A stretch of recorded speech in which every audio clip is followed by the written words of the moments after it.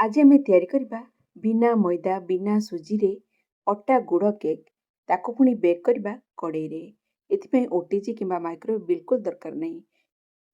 Cake रो texture देखि जानी पारुथिबे cake केते बढ़िया भाबरे बेक हेची एकदम परफेक्ट हबो।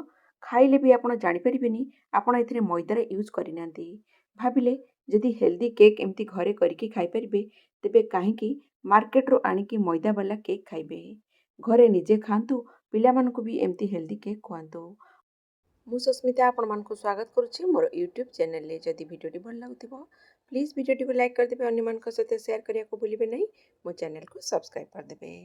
तेबे चलंतु देरी न करी वीडियोटी स्टार्ट करिबा।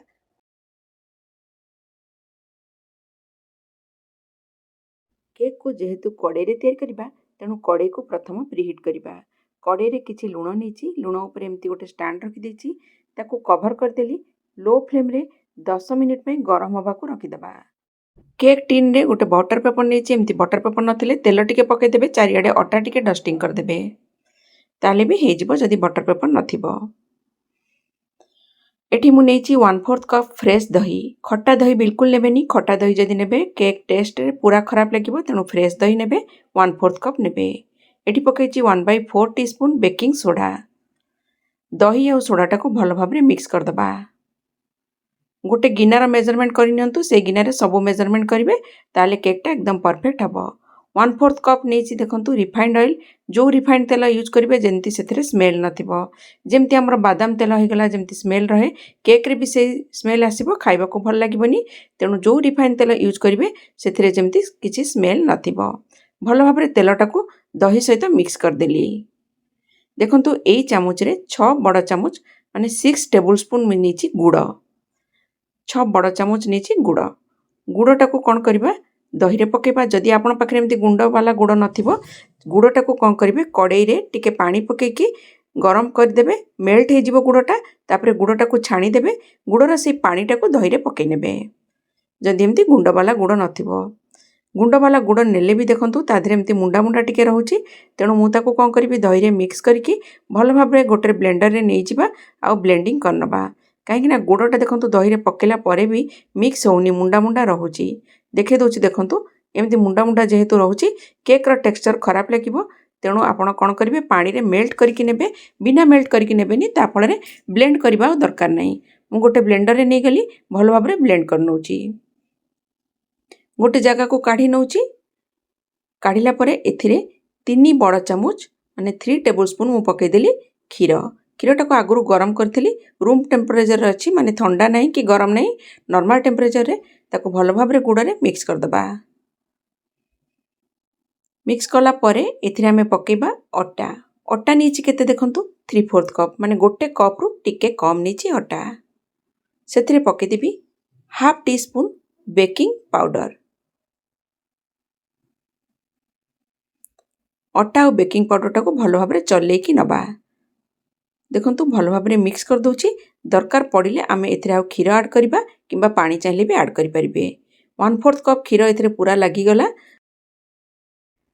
आपण चाहिले ए जगह रे क्षीर जगह रे पानी भी यूज करि पारंती। भल भाबरे क्षीरटा को देखंतु मिक्स कर नउची धीरे धीरे गोली की, तथापि बहळिया लागुची।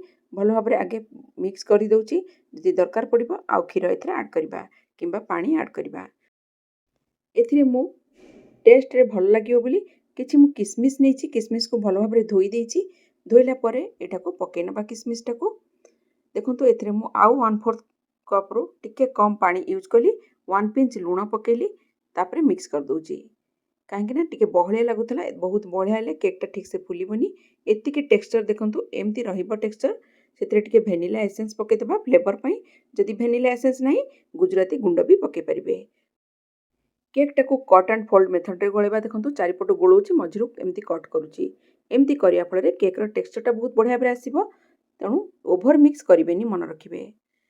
तापरे देखंतु केक रो टिन आगुरु मु रेडी कर नेथिली, ता धरे नै जाउची केक रो टिन ने। ताकू गोटे तळे एमती कपड़ा रखिकी 4-5 थर करके एमती टैप कर देबे, जा फल रे जो एयर बबल थिबो से बाहरी जिवो। पूरा मेथड को आपण फॉलो करंतु, देखिबे आपनक केक भी एई परिका हबो, एकदम स्पंजी, खाइले पाटे रे पको पको मिले जिवो। 4-5 ଥର ଭଲ ଭାବରେ ପିଟିଲା ପରେ ଉପରେ ପିସ୍ତା ବାଦାମ ଟିକେ ପକାଇ ଦେଉଛି। ଚାହିଁଲେ ଆପଣ ଟୁଟି ଫ୍ରୁଟି ପକାଇ ପାରିବେ କିମ୍ବା କାଜୁ ବି ପକାଇ ପାରିବେ, ନହେଲେ ନର୍ମାଲ ବି କରିପାରିବେ। ଦେଖନ୍ତୁ କଡ଼େଇରେ ଲୁଣଟାକୁ ଆଗରୁ ଗରମ ହେବାକୁ ରଖିଦେଇଥିଲି। ଲୁଣଟା ଗରମ ହେଲା ପରେ କେକ୍ର ଟିନ୍କୁ ତାପରେ ରଖିକି କଭର କରିଦେଲି। ଗ୍ୟାସ୍ର ଫ୍ଲେମ୍କୁ ପୁରା ସିମ୍ କରିଦେବେ, ପୁରା ଲୋ କରିଦେବେ। ଲୋ ଫ୍ଲେମ୍ରେ 45ରୁ 50 ମିନିଟ୍ ତକ୍ ବେକ୍ କରିବା। ଦେଖନ୍ତୁ ପାଖାପାଖି 50 ମିନିଟ୍ ହେଇଗଲାଣି। ଆପଣଙ୍କର ଯଦି କେକ୍ ହେଇନଥିବ ଆଉ 5-10 ମିନିଟ୍ ଏକ୍ସଟ୍ରା ଦେଇପାରନ୍ତି। କେକ୍ଟାକୁ କାଢ଼ି ଦେଉଛି ଆଉ ଥଣ୍ଡା ହେବା ପାଇଁ ରଖିଦେଉଛି। ଥଣ୍ଡା ହେଲା ପରେ ଆମେ କାଢ଼ିବା। ଗରମ ଥିବା ଅବସ୍ଥାରେ କେକ୍ଟା ବିଲକୁଲ ଡିମୋଲ୍ଡ କରିବେନି। ଥଣ୍ଡା ହେଇଗଲାଣି, ଦେଖନ୍ତୁ ଚାରିପଟୁ ଭଲ ଭାବରେ ଛୁରୀରେ ଛଡ଼େଇ ଦେଉଛି। ଏଣା ଦେଖନ୍ତୁ କେତେ ଇଜିରେ ବାହାରିଗଲା। ଆପଣଙ୍କ କେକ୍ ବି ଏମିତି ହେବ, ପରଫେକ୍ଟ ହେବ। ନିଶ୍ଚିନ୍ତ ଥରେ ଟ୍ରାଏ କରନ୍ତୁ। ବଟର ପେପରକୁ ବାହାର କରିଦେବା। କେକ୍କୁ ପାଖରୁ ଦେଖାଉଛି, ଦେଖିବେ କେକ୍ର ଟେକ୍ସଚର ଦେଖନ୍ତୁ। ଥରେ ଯଦି ଏ ଅଟା ଗୁଡ଼ର କେକ୍ ଖାଇବେ ନା, ମଇଦା ବାଲା କେକ୍ ଖାଇବା ପୁରା ଭୁଲିଯିବେ, ଏତେ ଟେଷ୍ଟ ଲାଗିବ, ପୁରା ହେଲ୍ଦି ରହିବ।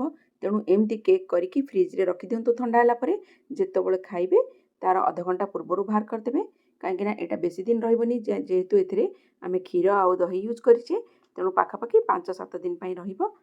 ତା ଭିତରେ ଆପଣ କେକ୍କୁ ଖାଇନେବେ। ଫ୍ରିଜ୍ ତେବେ ଆଜିର ଭିଡ଼ିଓଟି ଆପଣମାନଙ୍କୁ କେମିତି ଲାଗିଲା? ଯଦି ଭଲ ଲାଗିଲା ପ୍ଲିଜ୍ ଆପଣମାନଙ୍କୁ ରିକ୍ୱେଷ୍ଟ ରହିଲା ଭିଡ଼ିଓଟିକୁ ନିଶ୍ଚିନ୍ତ ଭାବରେ ଲାଇକ୍ କରିଦିଅନ୍ତୁ। ଅନ୍ୟମାନଙ୍କ ସହିତ ସେୟାର କରିବାକୁ ଭୁଲିବେ ନାହିଁ। ତେବେ ରହୁଛି, ପୁଣି ଦେଖା ହେବ ଗୋଟେ ନୂଆ ଭିଡ଼ିଓରେ। ଜୟ ଜଗନ୍ନାଥ।